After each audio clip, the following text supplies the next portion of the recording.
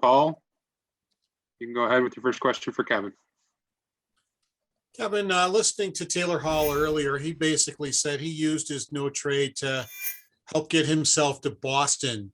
Were you limited almost to dealing with the Bruins as far as, because he has the no trade, he could kind of decide, yeah, I like that offer, or no, I don't, or that city that I want to go to. Were you limited basically to Boston as far as trying to trade him? Yeah, that's fair to say, Paul. I think there's obviously nuances between a no trade and a no move clause and what all that means. But the reality of the situation is, back in the offseason when we signed Taylor, and we felt strongly that we needed to have a 1-year deal to make sure that we were being disciplined and remain flexible moving forward. Part of the agreement was to be able to offer him a no move clause, and I understand that. So certainly the situation played itself out where neither side were happy with where the team was right now, and we talked a bit a few weeks ago just to start to get ahead of it. And what I told him is, I need to understand from you and kind of what you're thinking, and then we'll just stay in touch. So the message from Taylor and Darren Ferris, his agent, was if there was a way to put him in a position to be at a Stanley Cup contending team and have an opportunity to get in the playoffs and win a championship. And I completely understand that. So what I told them is that I would go to work and I would keep them posted on where things were. And that's what I did. And as we got to yesterday, when things heated up a little bit, I would say, I guess that's the right way to say it, obviously stayed in touch and got to a point where Taylor felt that Boston was the team that he wanted to go to. That was where he felt was the best fit. And contractually, he had earned that right to make that call. So we focused our attention there, and obviously was able to get a deal done, and excited about it because I feel that we were able to accomplish a couple of the things in the deal. Obviously, draft pick that helps us build towards the future in our pipeline, and a player that we are excited about and feel can step right into our lineup and help us now. And he fits our kind of mold of what we were looking for, and also just on the ice, but age. So maybe a long answer, Paul, but that's kind of how we got to where we got to with Taylor's situation. Afternoon, Kevyn. Obviously, with Linus's contract, the way he's played, I'm sure that you might have gotten some calls on him. The decision to keep him and maybe risk a little bit. What about talks with Linus's agent, or just the situation made you comfortable moving forward with him on an expiring contract this next month or so? Yeah, this for me was dates back even to the off season. We've said all along we want Linus to be a Buffalo Sabre, and we really feel good about where his game is at. And we've had great conversations, been ongoing, continue to talk right now, and I've spent time with Linus just one-on-one having conversations about philosophically where we're at, and where we're looking to get to, and what is he looking for. And that's my style, to have. I think that's an important relationship to have with your players, and it's not about dollars and cents. It's more about vision and where are we headed and why. And we've had those conversations, and we'll continue to work at it. But priority for us is absolutely to sign Linus, and he and his agent both know that. Hey, Kevyn, John Warrow, AP. I've got two questions. One is, how much did the salary cap crunch play in how the moves were affected, not just with you, but just around the NHL, it seems? And my other question is, what do you make of the job Don Granato's done so far? Yeah, I think in terms of the salary cap, there was a lot going on, obviously, with the trade deadline this year, and maybe that hadn't been previously. And I guess what I mean by that is uncertainty of where it's going to go, and the cap being flat this past year and where it goes from here. And obviously with the protocols and the COVID restrictions in terms of whether it's the quarantines or just the COVID rules in general, made things certainly challenging for everyone. But I think that you want to do your best to gauge the market, and I think every year will be different, but do your homework, make your phone calls, listen, have as many conversations you can to understand what's going on around the league, and then do your best with the situation you're in. And that's what we did. So I do think it played a role though, for sure, John. And in terms of Donnie, what I see right now out of our team is a team that's playing with purpose. I see a bit of more structure to our team in terms of our defensively, look more on our toes, pressuring. And we have a bit of looks like more of an understanding of the why are we doing certain things. And then on the offensive side, I think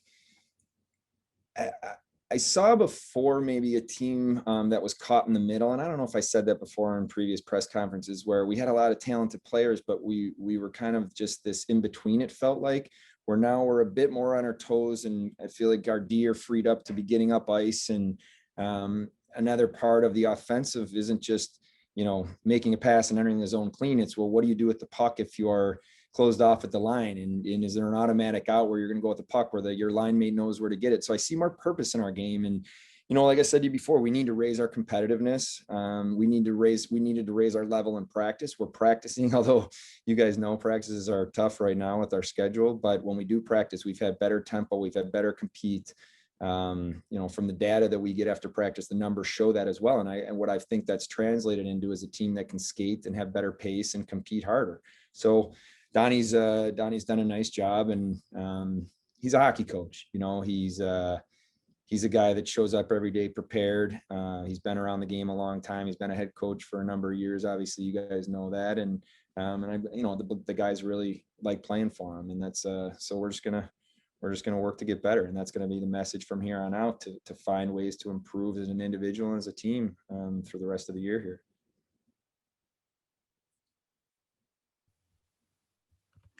Hi, Kevin.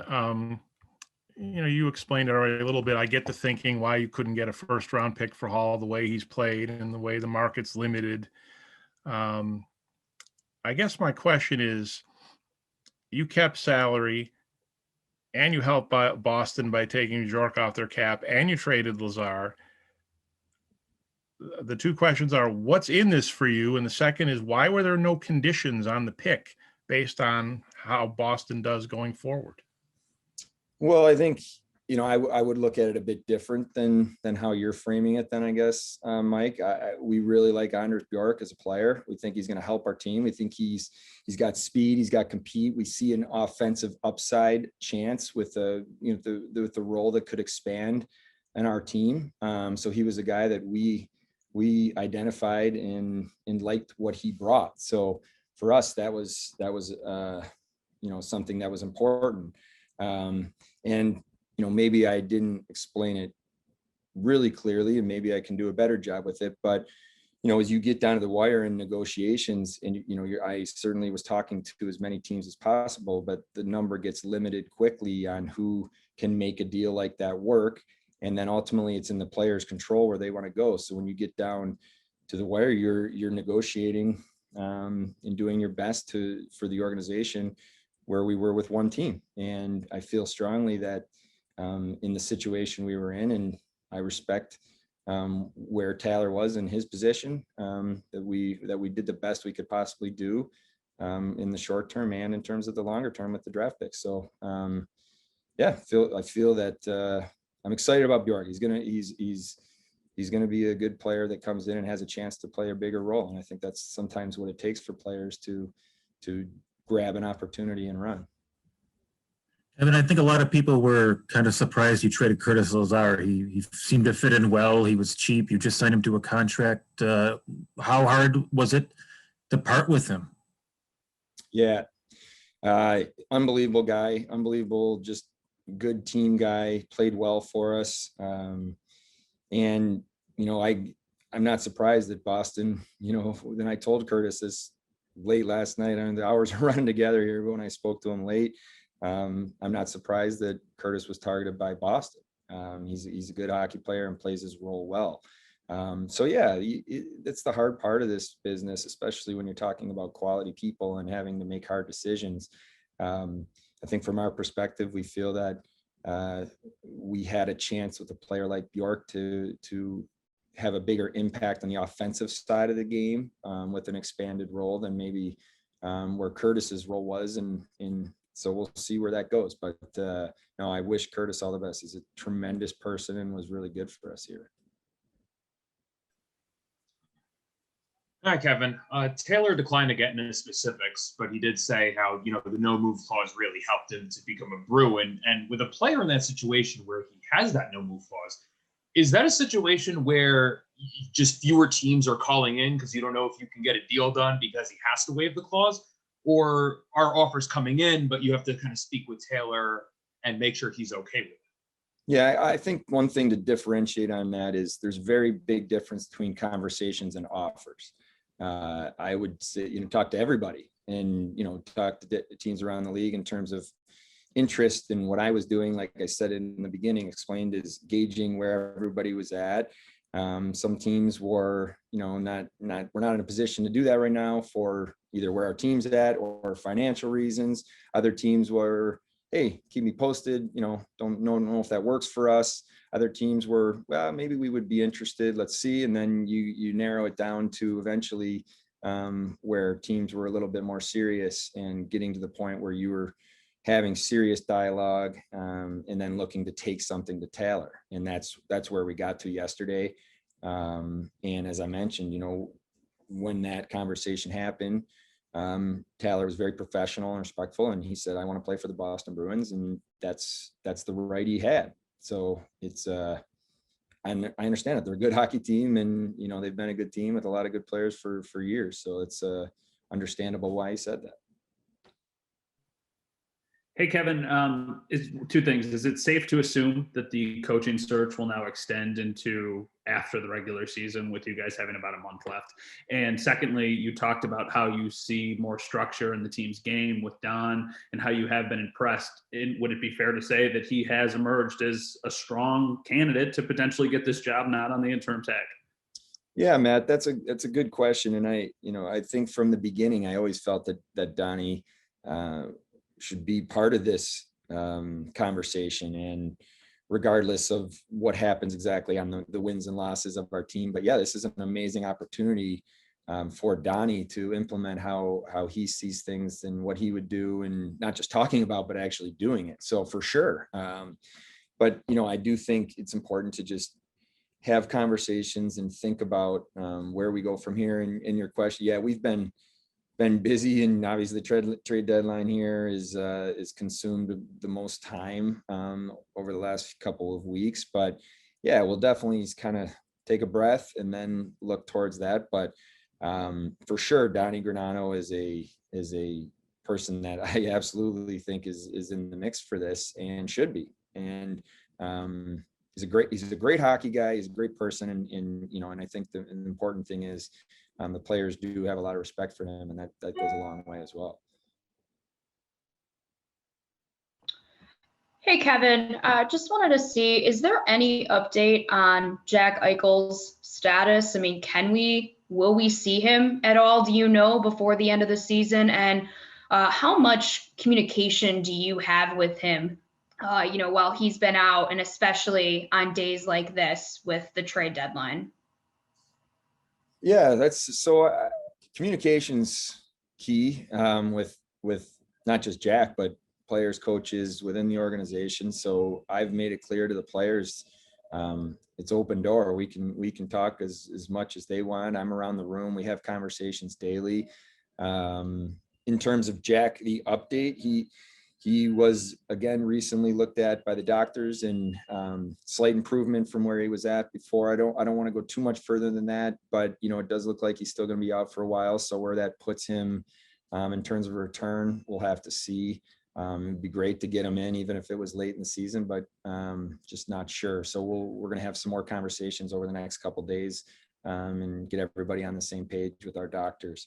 But Jack and I you can ask him, I guess, but we do, I feel, have a good relationship. We talk, we've talked about his own situation. We've talked about our team. We've talked about previously when the coaching change was made and helping him understand why and what I felt the reasons were. And I feel good that we have that open communication, and I've encouraged Jack to ask questions, and I've said this to you guys before, the players on the ice, they feel it, they know, they're in the trenches, they're dealing with it every day. So it's valuable for me to ask them questions and listen. Sometimes it's just important to ask the right question and then listen to the answer before you make decisions. Hey there, Kevin. It looks like you're up to 10 picks in this year's draft, including 5 in the first 3 rounds. Was that kind of the plan going in, or was that how the trade talks just swerved towards? No, it was definitely, John, the plan. One takeaway that I had last year from, in a short time preparing for the draft was it is tough to go into draft shorthanded. It just, you feel like draft picks are currency. And, besides building your pipeline, which I think is been lacking, you can also use that currency in other ways. You can package picks together to potentially acquire players. You could package picks together to move up in the draft. Maybe we need some pick for expansion reasons to help yourself, so definitely was a strategy going in. Once our team got to the point where we were not where we needed to be in the standings, there was a clear pivot from the hockey department in terms of strategy moving forward.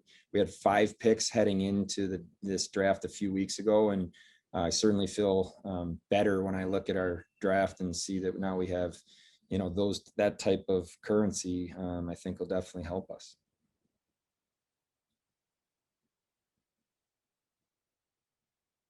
Hey, Kevin, it's Andrew Peters. A quick question for you. You've been through the big 3 now, the draft, free agency, and now the trade deadline. So after speaking with GMs and players at free agency last year, have you been able to get a better gauge on the direction you want to head going into next season? Yeah. It's interesting you said that, Pete. I hadn't thought of that. The big 3, as you call it, it's you learn a lot.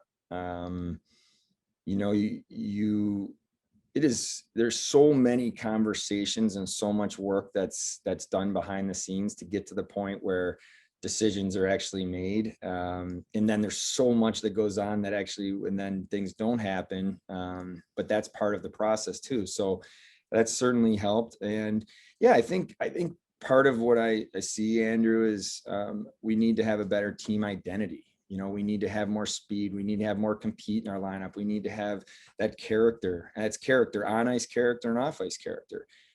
So we said over the last few weeks, it's just not acceptable where we're at, and we're going to have nobody's going to feel sorry for us. Nobody's going to just flick the switch and it just happens. We're going to have to earn our way to where we need to be, and that's going to be through building the team the right way. So I do feel comfortable that we have a plan, and we're gonna work extremely hard to get there. And obviously, loading up on draft picks that'll help us, identify that identity type players that we're looking for as we move forward and begin to build the pipeline back up in the organization. Kevin, where are you at in the process of hiring an assistant general manager? Is that something that got delayed because of the deadline and all that is involved in this process?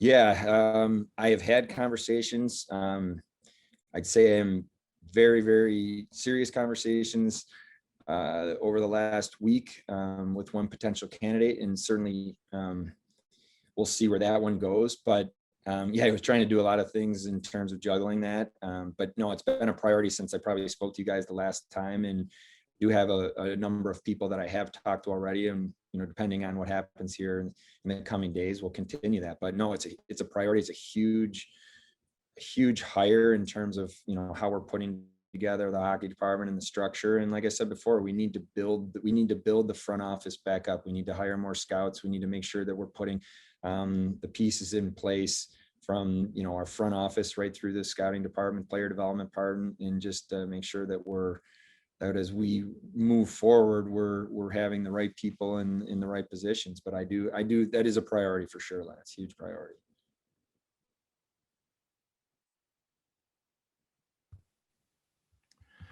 There we are. Sorry, Kevin, we need to revisit the previous question a little about Jack here. This is the captain, the face of your franchise. We haven't seen or heard from him in 35 days. Your answer is the first indication we've had it all that he might not be coming back this year. We all saw the neck situation in Long Island. Whether that's what we're talking about or not, no one has given any indication.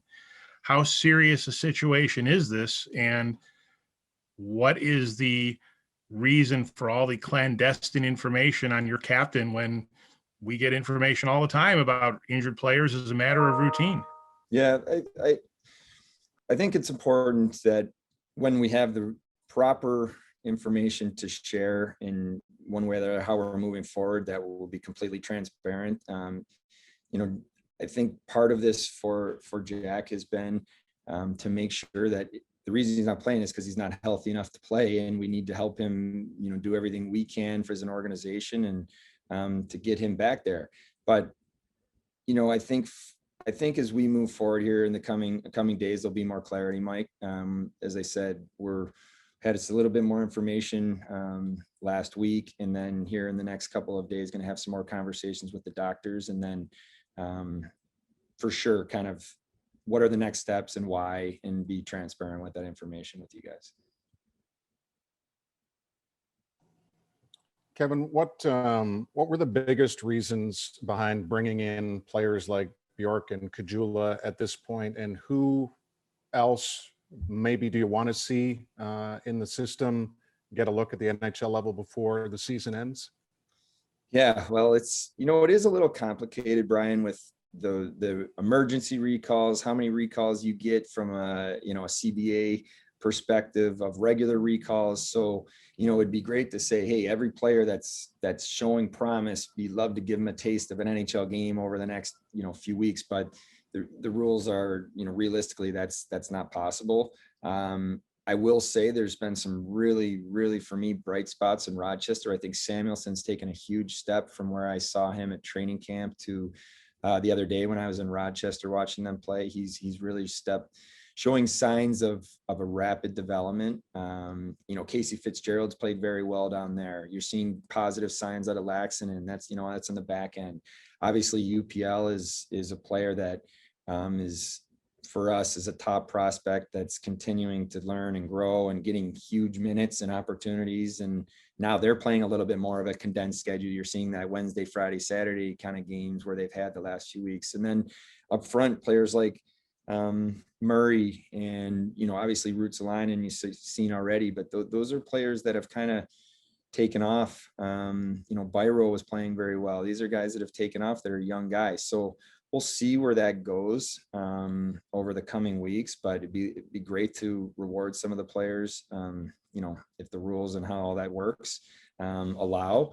And in terms of, the why on, even from, we haven't talked about Drake Kajula and, the waiver claim there. It's, it's another identity type player, like speed, intensity, brings an element of just, that relentless kind of player that I feel we need more in our lineup.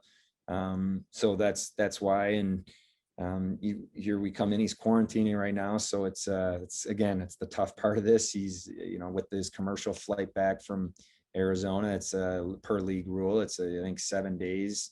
And then he comes out whenever that would be on the weekend, I think. So you have to deal with the rules, but then he'll be back in. So that is the reason. But no, a lot of promise and of some of those younger players that you want to make sure we're continuing to help grow. And you certainly don't want to put players in a position they're not ready for, but you want to see, if possible, where they are in their game and challenge them to take the next step.